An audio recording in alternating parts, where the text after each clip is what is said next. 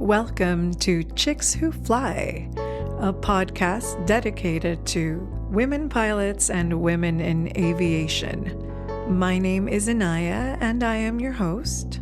I am a vocalist, a DJ, and a producer, and I'm also a student pilot. I am currently working on my private pilot certificate, and while I am getting some finances in place to finish my training, I have decided to stay active in the aviation community by starting this podcast, among other things. I plan to interview and feature different women pilots and women in aviation and bring those interviews to you. And hopefully you guys enjoy the interviews as much as I enjoy spending time with these amazing ladies.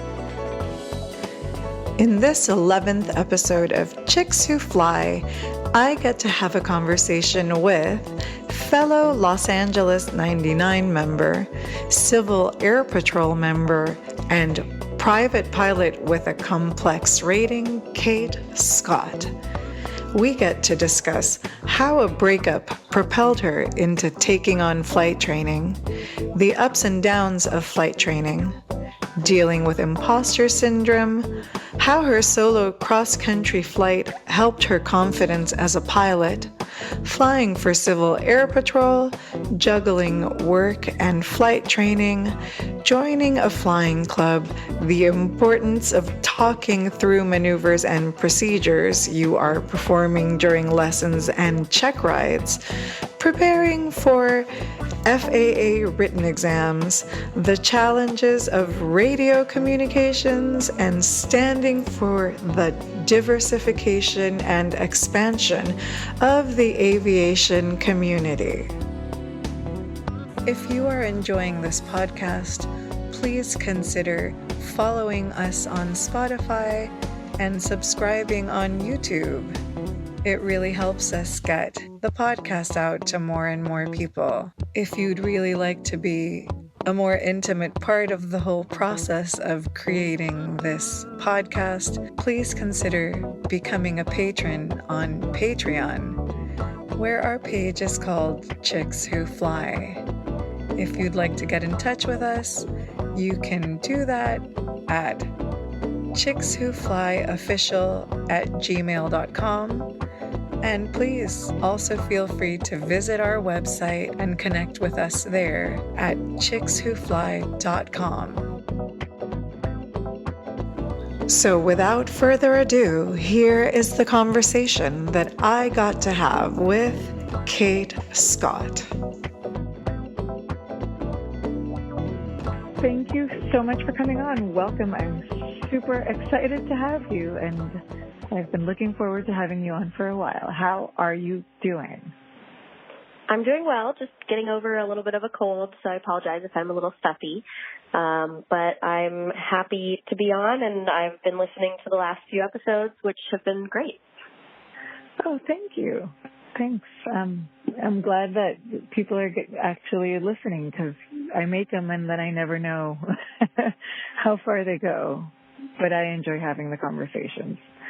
So then I want to go ahead and start from the very beginning, as usual, and just ask you to tell the listeners who you are, what your ratings are, and we can start with that. Great. I'm Kate Scott, and I have my private pilot certificate. I'm just beginning to work on my instrument rating. I fly Piper Cherokees. I have a complex rating and am seconds away from getting a high performance rating. And I'm going to start doing transition training into a Cessna soon. Oh, cool. That's very cool. I didn't know that. And also, before we go any further, what got you into aviation? Truthfully, I don't really know. It's just always been something that I've been interested in. My mom, when I was 2 or 3, took flying lessons, so I think I always had in the back of my mind that something that women and something that I could do. So I'd always sort of been interested in it. I even thought about joining the Air Force at one point in my life, but I'd never really pursued it until about 10 years ago. I took a first discovery flight. I made the mistake that some girls do and absorbed my life in my boyfriend's and didn't have a life of my own.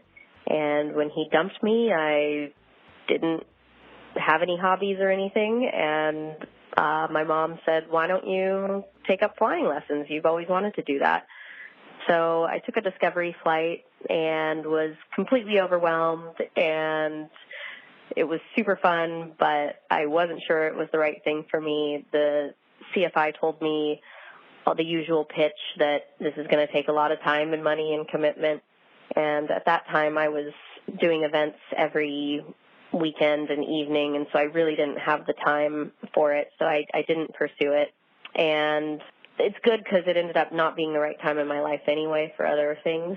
But a few years ago, I met a friend actually who was a pilot, and I remembered, oh yeah, that's something that I always thought I wanted to do, and now maybe I do have enough time and money to pursue it.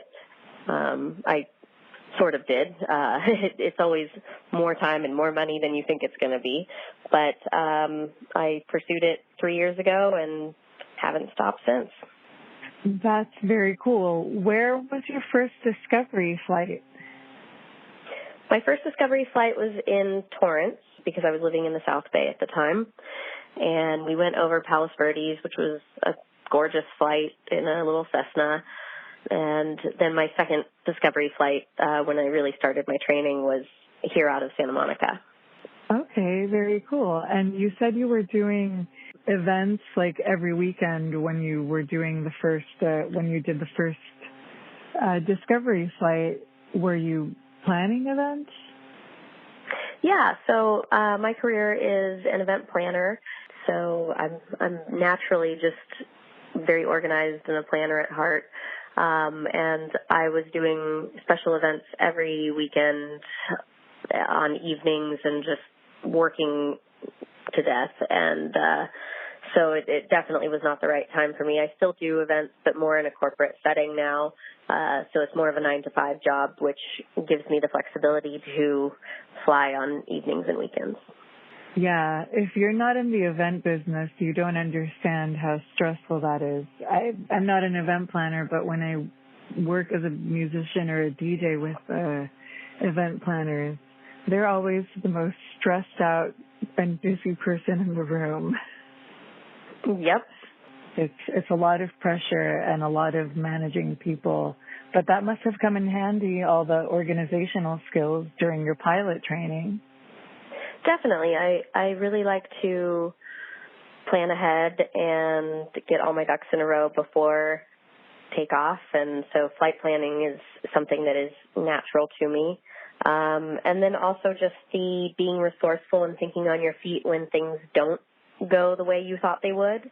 I think that's definitely helped as a skill set for being a pilot. Yeah, I can see how that would transfer over. So how long did it take you to get your private, and what was that whole experience like for you? It took me a long time. I didn't heed most people's advice to save up all your money and get it done as quickly as possible and fly as much as possible. I said, okay, I'm going to fly every week, every other week, a couple times a month, and that will be enough. And it ended up taking me 2 years because the first 3 months I got pretty far. I soloed, and then I took 3 months off. Just schedule-wise, I had a vacation. My instructor had a vacation.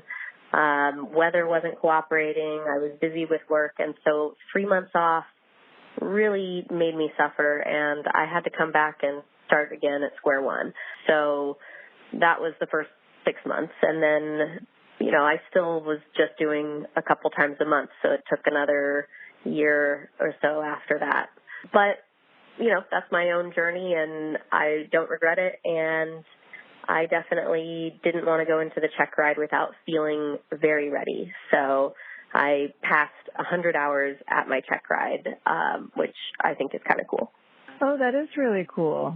And I like that you share your approach like that, because yes, a lot of people give the advice to put all the money aside, but depending on what your situation is and how many responsibilities you have, even though it will end up costing more and taking longer if you fly sporadically, I think for some situations, it's either that or just never do it, because putting it together when you have a lot of responsibilities ahead of time might not be the right thing for you.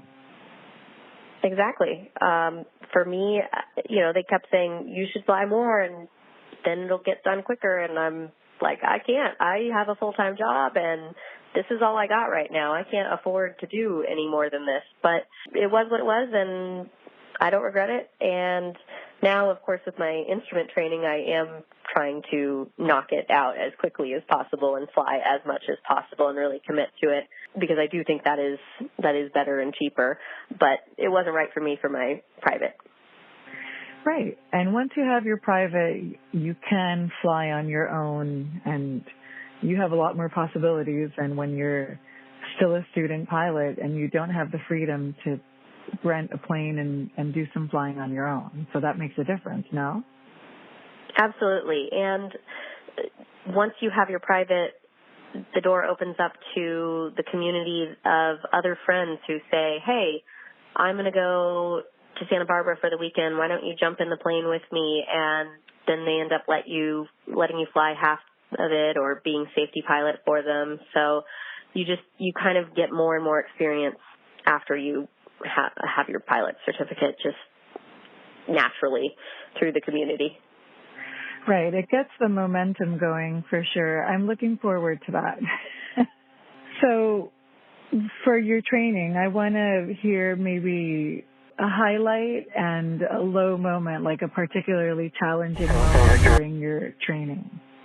Sure. I think for me, the best part was the solo long cross country. That really is what got my confidence level up.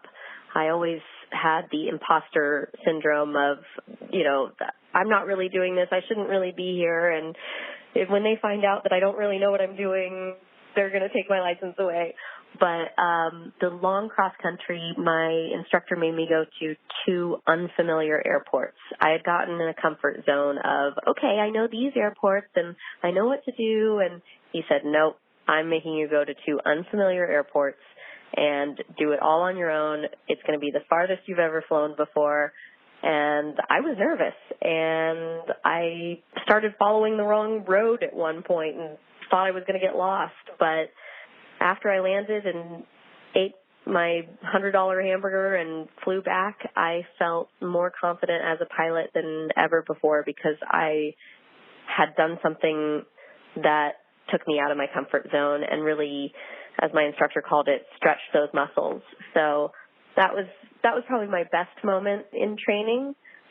And then my worst was, I had been warned about this from somebody else, but right before my check ride, I felt like I forgot how to land, which is terrible.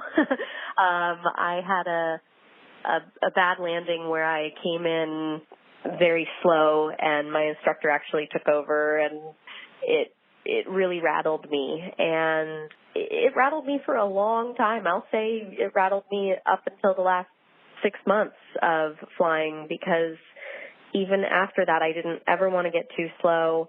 And so I would always kind of come in a little fast and then slow down and then go fast again. So it really shook me. But, you just got to keep going, keep learning, keep landing, and now my landings are a lot better, so it's good.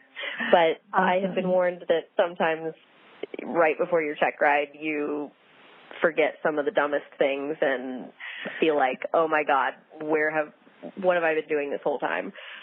I'll try to keep that in mind. When you did the long cross country, you went from Santa Monica originally, and I'm assuming? Yeah, I went from Santa Monica to Santa Maria and then San Luis Obispo, and that's where I stopped and ate lunch and then flew all the way back. How many nautical miles was that? Do you remember? I don't off the top of my head. It was pretty far. It sounds like it. And so was it a good burger at least? It was. It felt pretty cool, and I had my kneeboard on the table, and another pilot came up and talked to me, and I confessed this is my long cross country to him, and he was very encouraging and supportive, and so that felt pretty cool. And then when it was time to leave, the winds had picked up a little bit, and I thought, oh my God, what am I doing? I can't do this, but you have to push through, and I took off, and it ended up being fine. The winds calmed for the second that I took off, and I came back down the coast. It was a gorgeous flight, and yeah, I was really proud of myself after that. Yeah, you should be. That sounds awesome. Have you been with the same instructor throughout your entire private pilot training? No, I feel like it's very rare for people to have one instructor the whole time. I had one instructor for that first 6 months or so, and then he got a job flying for the bigger airlines, so he left and put me in good hands with another instructor at the school, someone that he knew I would get along with in terms of my learning style. And then I was with him for the rest of my training, which was really good. And then I have I'm looking at new instructors for my instrument right now. Cool. And you're staying all within the same school still? I did stay within the same school for my private. I'm looking at possibly an instructor just teaching me on the side, either with some of the planes that I'm renting, or I actually just got accepted into a flying club out of Hawthorne. So I might have one of their instructors, or perhaps just get an instructor on the side to teach me in those planes. Gotcha. I've considered that as well. So I understand there's so many different things to weigh. So yeah. You talked about your learning style when you were mentioning the recommendation from your first instructor to the second instructor. What is your learning style? And how have your instructors been a good match for that? And how have they not been a good match? Yeah, I think it's important to fly with many different instructors. I mean, over the course of my training, would have one flight here or there with another instructor at the school, just if mine was out or something. And so I think it's really important to find your learning style when you're training, because there are definitely different instructors and how they teach. The things that worked for me personally, my main instructor was fairly laid back and would kind of let me do things and then maybe nudge me in the right direction if I was going astray. And to me, that worked really well to kind of let me figure things out. I've had other instructors in the plane with me that are talking to me the whole time and wanting to talk me through it the whole time. And that doesn't really work for me because I would get overwhelmed. I even told one instructor to shut up on final because I was like, I'm flying the plane, shut up. So, and you have to do that because you're the pilot in command at the end of the day. But, I just learned that didn't quite work for me as well. And that instructor is one of my friend's favorite instructors. So clearly she gets along fine with that, and that works for her. But I just know that it didn't quite work for me. And then now with looking into instrument instructors, I'm realizing that the more I talk through my thought process in the plane out loud, the less they will talk. And so they have more confidence that my gears are cranking and I'm thinking the things that I need to think.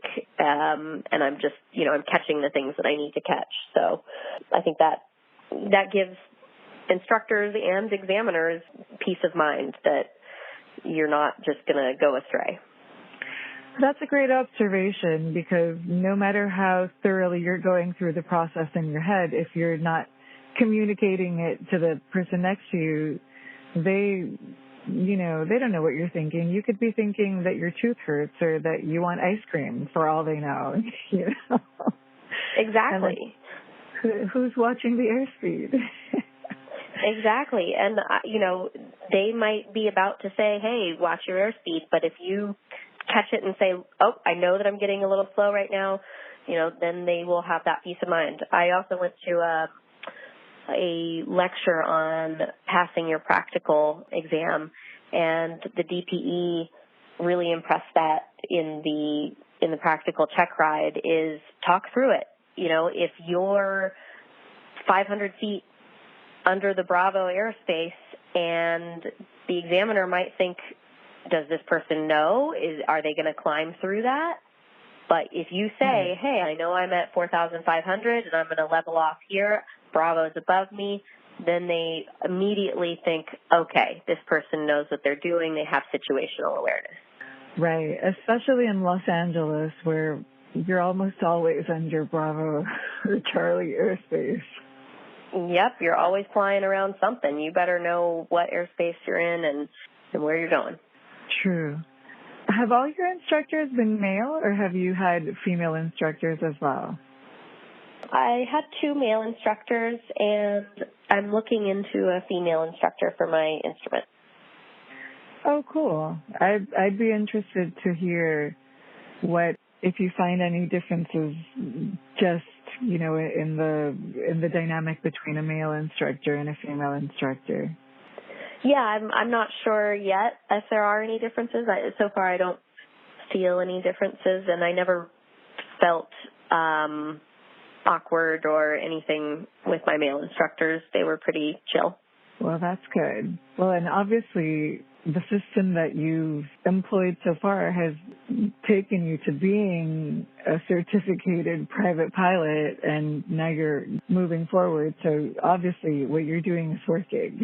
So what about taking the written? What was that like? Did you have test anxiety? Was it easy or hard? And how close to your check ride or early on in your training did you take your written exam?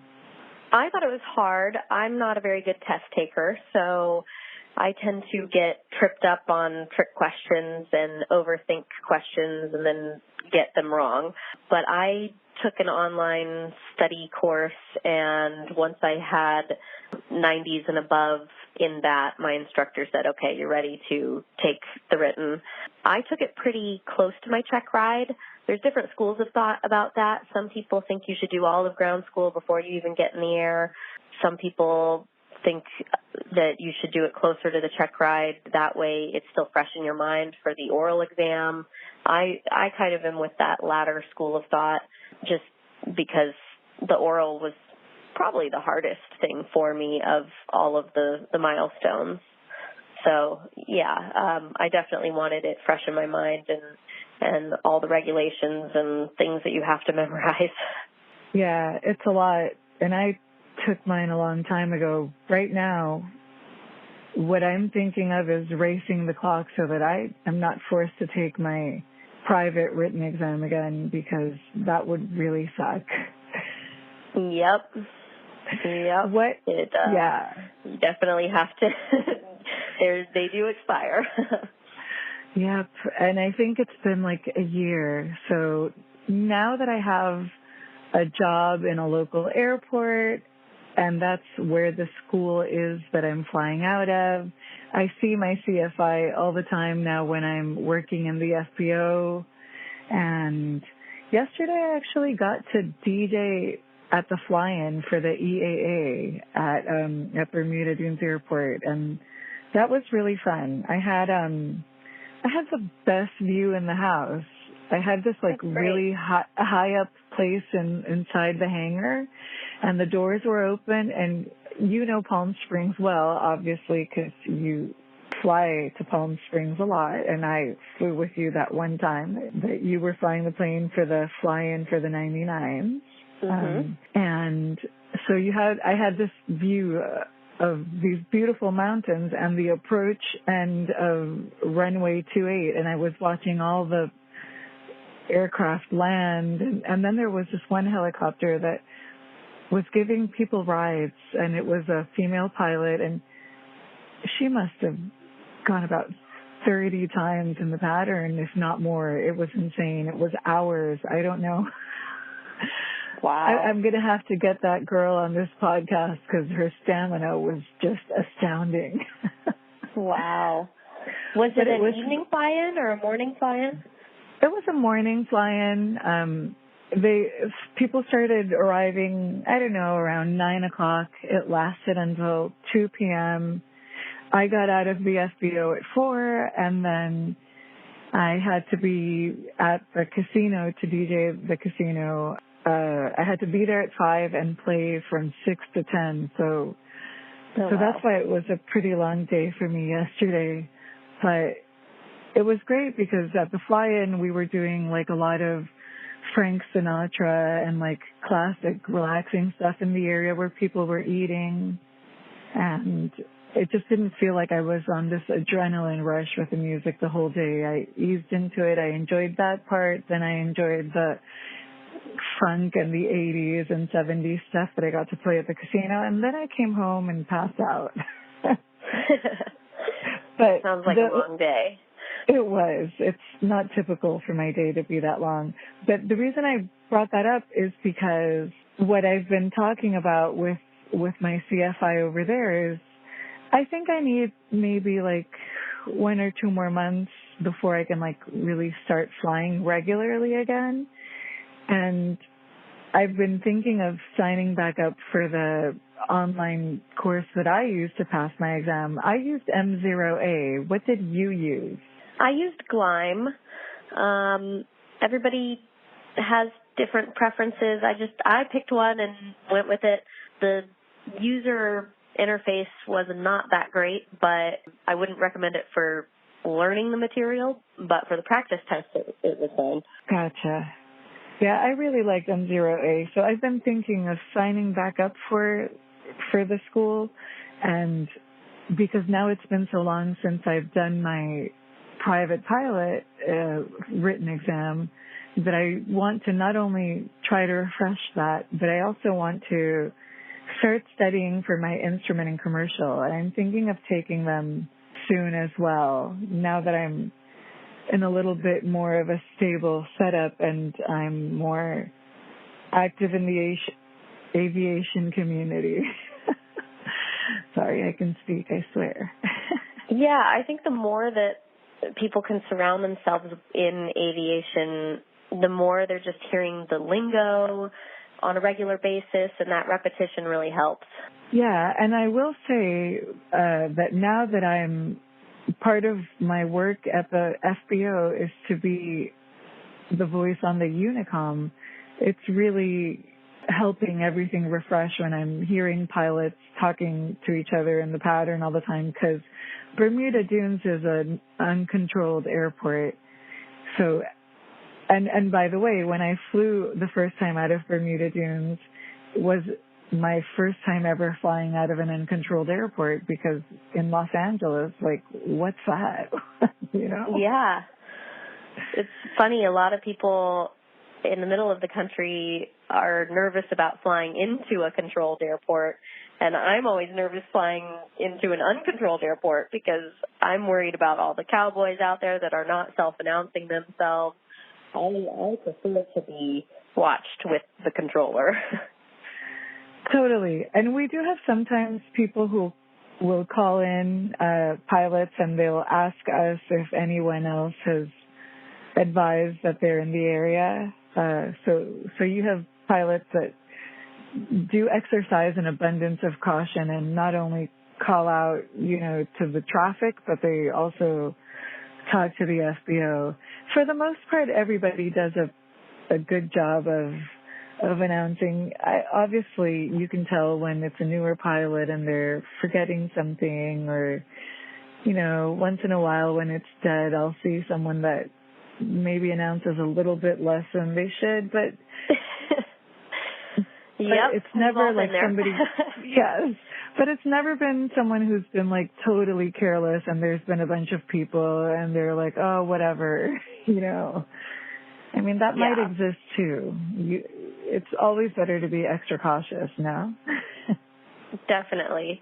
I think radios for me were one of the biggest hurdles in flying. I'm sure not for you because you're used to broadcasting your voice all over, but for me, I was very nervous to mess up or say something wrong. I would be trigger shy on the push to talk button and always want to think through what I was going to say 5 times before I said it, and then I would just get very gun shy about it. But in the end, when I did press the button, my instructor said I always sounded great. And it was funny because on my check ride, the examiner really complimented me on my communication skills. So I came a long way. And now I'm not, I don't say perfect things all the time, but at least I don't care as much anymore that all these professionals out there are judging me. No, that's awesome. It's so cool to get an acknowledgement on your check ride. Yeah, that's awesome. Definitely. I do struggle with that just because even as a singer, like I'm not a power singer. If people ask me to describe myself as a singer, I'm like, don't think of Aretha Franklin, think more of Sade. So not in the airplane because you have the microphone right up to your lips, but when I started talking at the Unicom, at the FBO, I got a lot of reminders to speak up a little more.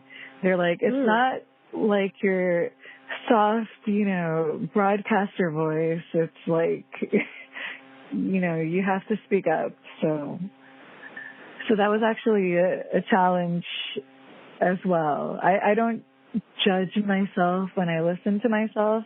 A lot of people, pilots who I interview, they say, I heard the podcast, I thought it was great, but it's so hard to listen to myself. A lot of people say that.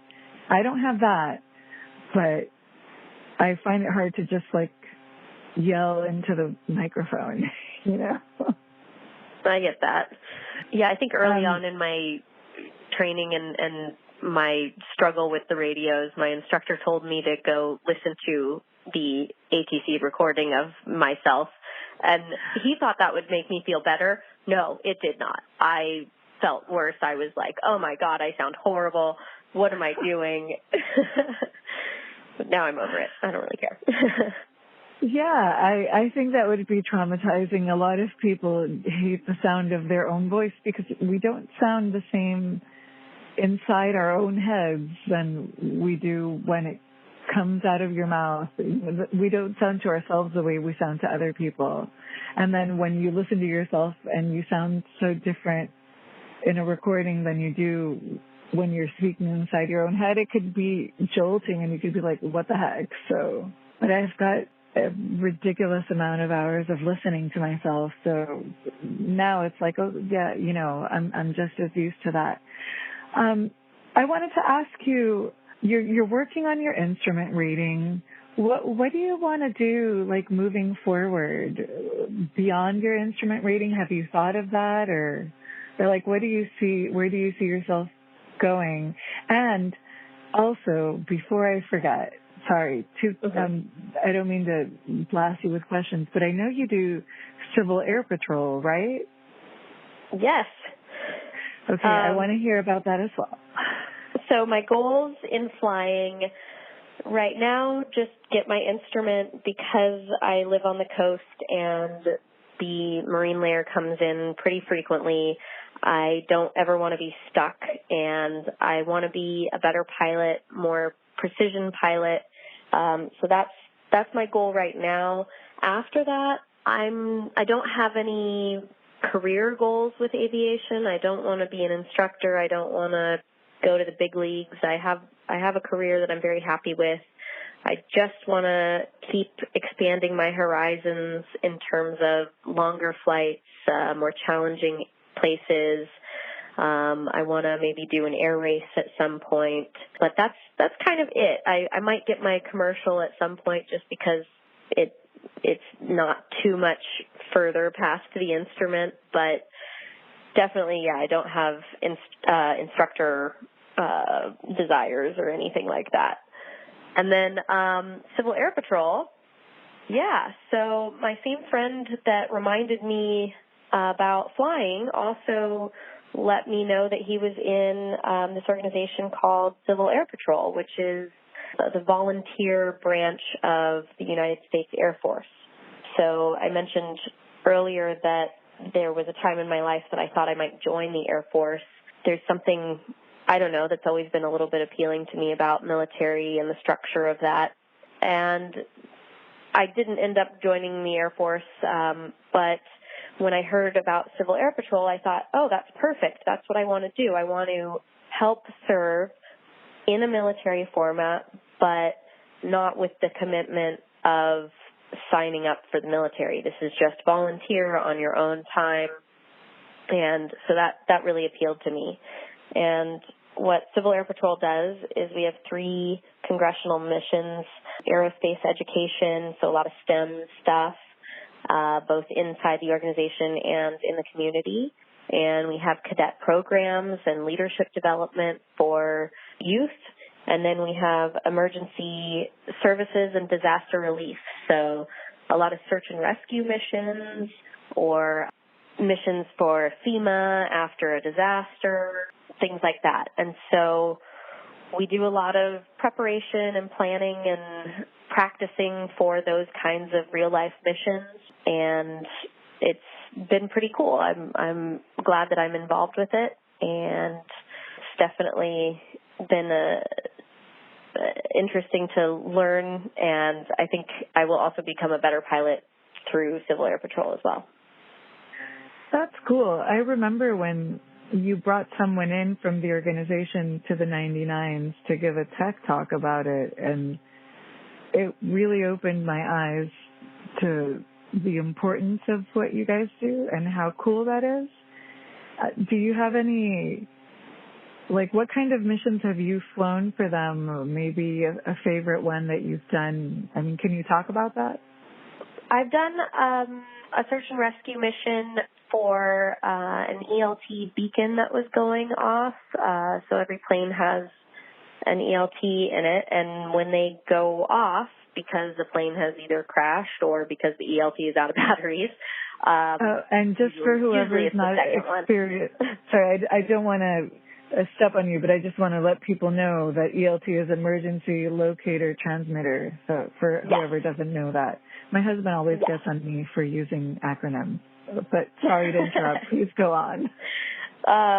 So if those go off, either because a plane has crashed or because usually it's out of batteries here in the LA area, because if the plane crashes, most people know about it here, then we go in search of it.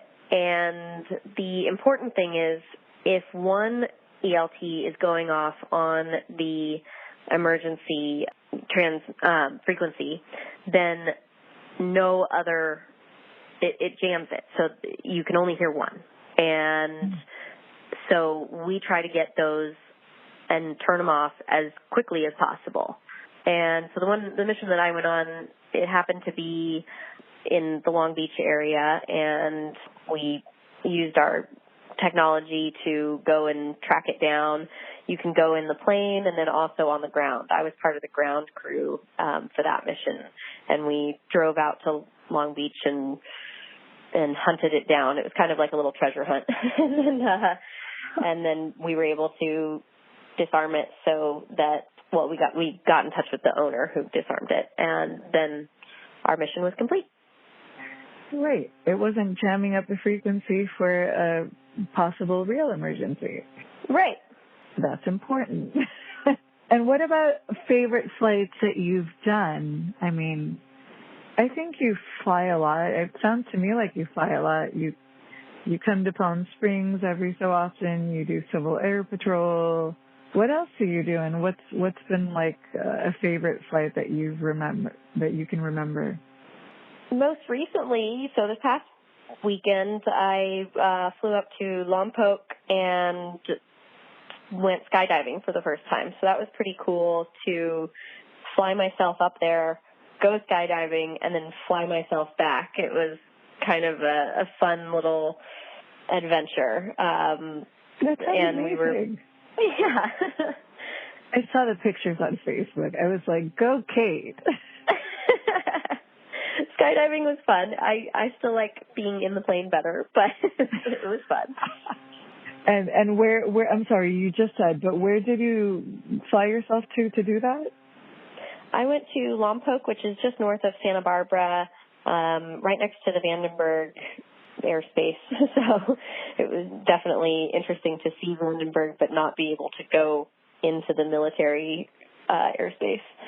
Got it. And any other like favorite flights that you can think of that you particularly enjoyed?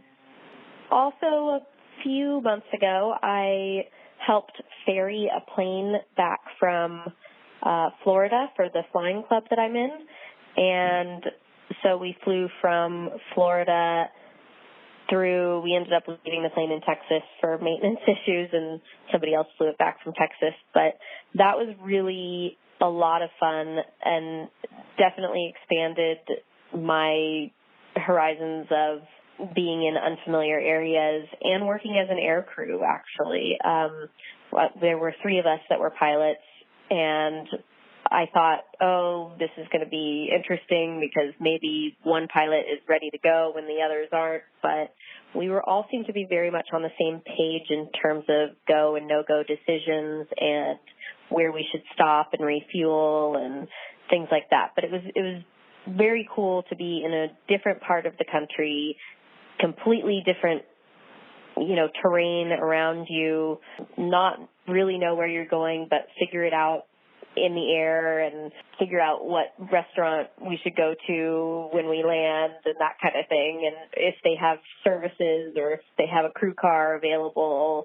And it was definitely an adventure, and I'm glad I went. That's super cool. Where in Florida did you start, and what kind of aircraft was it? We started in Clearwater, Florida, and then flew straight north. We couldn't follow the coast because there was a lot of storms, so we had to fly straight north into Georgia, and then we hung a left and flew as west as we could go through Louisiana and Texas, and yeah. It was where in Texas? Oh, sorry, go ahead. It was a Cessna 182, and we left it in Abilene, Texas. And then somebody else came and got it and brought it all the way back to California. Cool. I wish I would have flown that. I've driven from between Florida and California 4 times, and it's beautiful from the ground, but I don't have that much time. It's always left me like running. So your version sounds much more fun. Aside from the humidity and the lack of mountains, what differences were there in the experience of flying in those places? Definitely lack of mountains. It's very flat. Texas was pretty boring. I was shocked how not pretty it was. I thought even Louisiana and Alabama were pretty because we were closer to the coast and we could see where all of the rivers had deltas and came out, and that was pretty cool to see the just features of that. But Texas, was really boring, and it was pretty hazy at one point. One thing that I'm not used to is here in California we have hills, and so radio towers are on top of hills, and then they reach a long way. When there's no hills, you have to build them really, really, really tall. So we were flying along in this hazy conditions, and the controller said, oh, by the way, there's a radio tower at your 12 o'clock. And it was popping up above this haze like this fire, this needle that was just going to poke you. And so we flew around it, but I was shocked that it was that high. And it was your altitude? Kind of in our way. I think we were flying at 4,500 at that point. Crazy. So, yeah. Yeah, that's kind of nuts. Wow. I never thought of that, but that's actually a very interesting point and very useful, because I've seen video blogs on YouTube of people who are used to flying in Florida and then come to California, but I've never heard the perspective of someone who's used to flying in California who goes to Florida. And I agree with you, because when I've driven through Louisiana and Alabama, they're really green. There's a lot of water and really interesting stuff. And if you think it's boring to fly over Texas, try driving through the entire state. I have done that. Okay. I have family in Texas, so you know. I love Texas. Nothing wrong about Texas, but it was a little boring. I love Austin. I've spent time in Dallas and Houston, and I've really enjoyed it, but it's just huge areas of nothing, and that's what gets intense. It's not Texas, it's the whole journey through the whole thing. Right. And one time I purposely wanted to see something different, since 3 of the 4 times I went through Texas. So I went up to Oklahoma, and over there, it was like a thin, long road with lots of cows, but it was different and it was fun. So it made the drive longer, but it was worth it for the different scenery. That's good. Is there anything else, any other kind of role that you see aviation playing in the community that you would want to be involved with? I think for me, one of the more important things, and I mean, you know this because I'm in the 99s, is really helping young women and really helping diversify aviation, because it's largely a white, older male population. And so I think making sure that I can bring aviation to people of color and women and people that don't necessarily think about aviation as accessible to them, I really want to focus on that. And so, that's why I'm part of the 99s, to try and encourage more female pilots, because I love ladies, and I know you do too. Yes.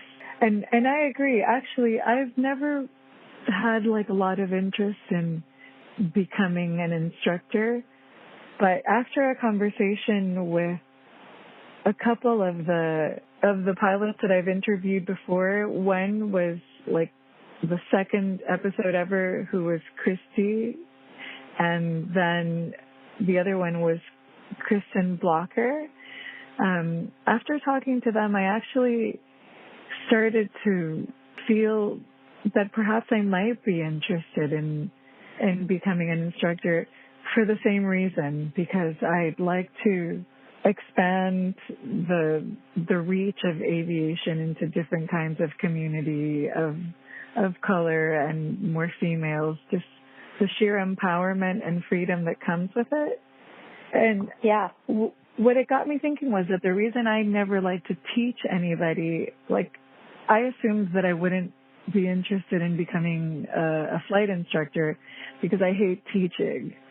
But I think that I don't enjoy teaching when it's things that I've been doing so long that I can't even remember how to break it down, because being a beginner is so far in my mind that it's really hard to get myself there. But I don't know if you saw, but at some point I posted a meme that said, be brave enough to suck at something new. I love that. I know. I love that. And I'm new to this, so maybe this is something that I will actually enjoy sharing, because it's not something that I've been doing forever, and putting myself in the shoes of a total beginner that this is all Chinese to is not that far-fetched for me. Yeah. Yeah. And I think that's where, mentorship through the 99s and things like that really come in handy is that point where, you're sucking because you're new. And so you need that extra support. And I think, you talk about differences in men and women. I don't think there's a difference in instructors. I think there's a difference in students. I think men always they don't think about things in terms of what they can't do. They always think they can do it. Whereas women, the minute something gets frustrating, they go, "Oh my God, I can't do this. I shouldn't be here. I can't be a pilot."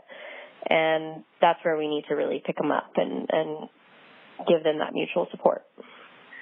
That's true. I remember one time at one of our 99s meetings mentioning that I was a little frustrated because I was having trouble. I don't even remember with what.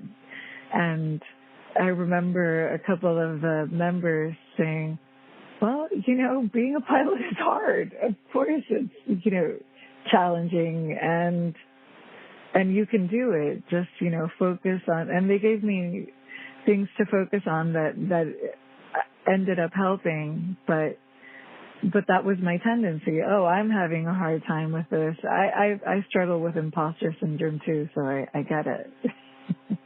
Right. And I did the same thing when I was a student. I was frustrated because I felt that I wasn't getting any better for a while, and I reached out to the women pilots that I knew, and they did the same thing. They helped me through it. And I think if I had gone to some of the men that I knew in the aviation community, they would have just said, "I don't know, just work through it. What's your problem?" Instead of that really nurturing, supportive community that sometimes you really need. Yeah, it's true. What's your favorite thing about being a pilot? Landing. For me, a lot of people talk about flying as freeing and being up in the air and having no thoughts on your mind, and that's not what it is for me. For me, it is the skill. It's working a machine and having it do what you want it to do and executing a perfect landing, and that's what I love about it. I love the technical aspect of it, which is, I think, different than some people. It is, but I love that because I like getting different perspectives. Yeah, and it took me a while to learn that that's what I liked about it. I tried to go hang gliding once, and I didn't like it because I realized I really like the machine of the airplane and working with it to do something well. Yeah, you know what? That gets me too. It's interesting that you would say that because I learned something about myself.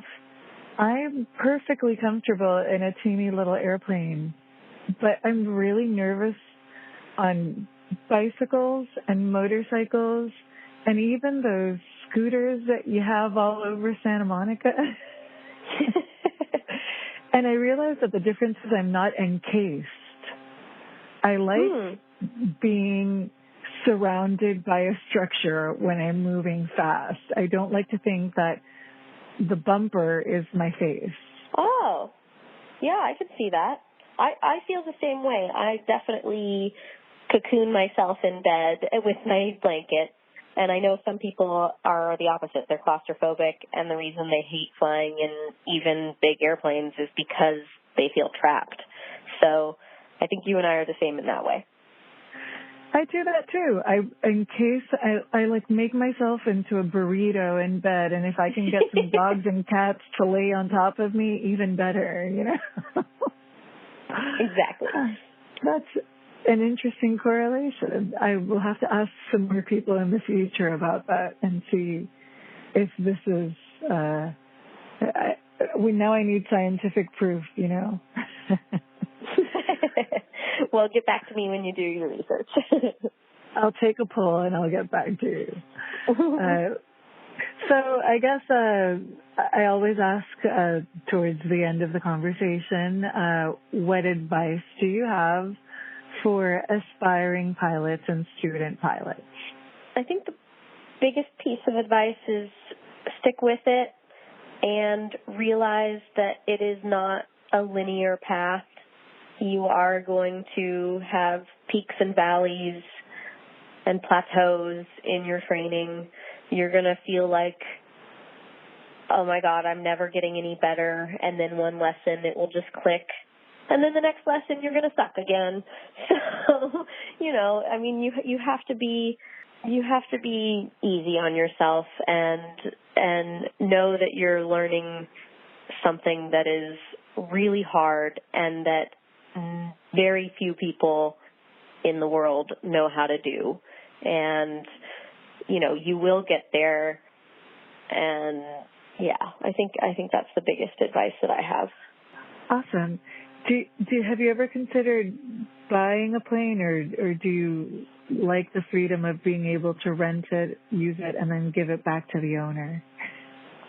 I would love to have my own plane one day and really get to know the plane and know exactly what it feels like. I mean, right now I fly so many different ones that you're still kind of getting used to, oh, this one acts this way when you do that. And I would love to have my own plane one day. I just can't afford it right now. I've been trying to look into a partnership with friends, but that hasn't really panned out for me. So that's why I'm in this flying club now. Is technically now I am a very small owner of a fraction of a plane. Yeah, that's a good way to start. Have you ever thought of buying one and doing a lease back to a school, or would it make you uncomfortable to have other people flying your baby? Yeah, it would be my baby, and I would not want other people ruining my baby. But I have heard that that's a good starter way to own a plane and earn money is buy a trainer and lease it back.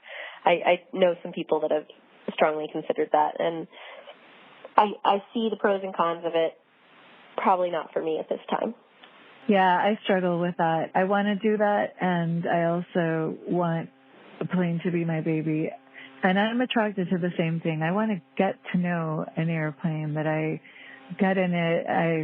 I know exactly what it normally sounds like when it's performing well, when a sound is different and it makes me pay attention, have a flow down. I've been training in so many different kinds of planes that I don't feel a close relationship with any one airplane yet, but I do look forward to that. So that's my aviation goals. One day is have my own plane. Do you know what you would want? Do you have a dream plane? I think I would want a Mooney, but I'm partial to Pipers because I trained in them. So, you know, I would want maybe definitely a low wing, not a Cessna.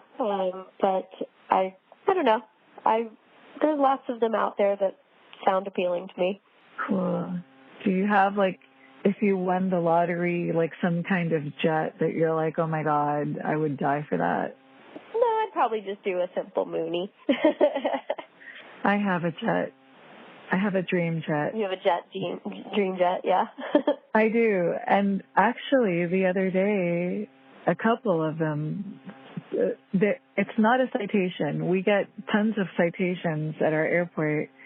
And the other day, we got like 3 at least in the same day of my dream jet, which is the Embraer Phenom 300. Ooh, yeah. That sounds And the pilots let me go inside and sit in the right seat and look at the like amazing avionics. And the paint job was gorgeous, and Yeah, that was so far one of the highlights of my, I've only been working at the airport for like 2 weeks, and I've already gotten to do that. And I've gotten an invitation to fly in someone's Chatabria who's based there. So, you know, I can see opportunities opening up, and I'm excited. Yeah. Some girls dream of diamonds, other girls dream of airplanes. What can I say? A shiny little Embraer in my own little hangar where I can also have hangar parties. That would be living the dream. Yes, definitely. Well, you'll have to come invite me to your hangar party. Well, are you going to, I want you to fly into Bermuda Dunes. I know your parents live close to Palm Springs International, but I'd love to hear you on the radio one day coming in and self-announcing to Bermuda Dunes. Is there any possibility of that? Yeah, I'll put it on my list of maybe in the next month coming out there. Holy poo, that would be amazing. If I hear your voice on the Unicom, I'm not going to let anybody else respond to that. Push everybody aside. That's my call. Good.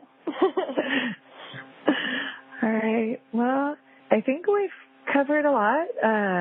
Is there anything that you want to leave people with before we say goodbye? Keep flying, and good luck in your training, and I hope everybody else who might be training toward their next goal does well. Thank you. Thank you. You're awesome, and you're an awesome mentor too. So thank you for coming on the podcast. I really appreciate you. Thanks for having me. And that concludes the conversation that I got to have with Kate Scott. Thank you so much for hanging out with us here at Chicks Who Fly. We really enjoy doing this podcast for you. If you are enjoying this podcast, please consider following us on Spotify and subscribing on YouTube, as well as sharing with all your friends who might enjoy this podcast as well. Also, if you would like to be more intimately involved with the creation of this podcast, please consider becoming a patron on Patreon at Chicks Who Fly. You can reach us at chickswhoflyofficial@gmail.com and on our website, chickswhofly.com. Thank you so much once again, and we look forward to spending some more time with you on the next episode of Chicks Who Fly.